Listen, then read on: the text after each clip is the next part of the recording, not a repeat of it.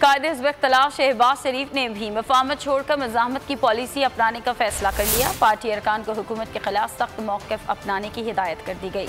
ईद के बाद party conventions और कॉर्नर मीटिंग्स के इनेकाद का ऐलान कर दिया। शहबाज शरीफ खुद चारों सूबों का भी दौरा करेंगे।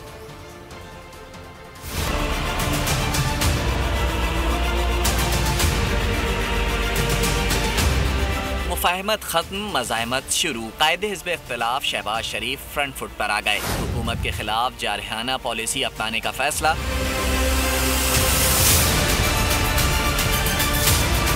ज़राए के मुताबिक शहबाज शरीफ ने हुकूमत को टफ टाइम देने के लिए जारहाना हिकमत अमली तैयार कर ली है और चारों सूबाई सुदूर अहदेदारों को हुकूमत के खिलाफ मुतहरिक होने की हिदायत कर दी है। मुंतखब लीगी नुमाइंदों को पार्लियामेंट और दीगर असम्बलियों में जारहाना अंदाज अपनाने से मुतालिक अहकामात दे दिए गए हैं।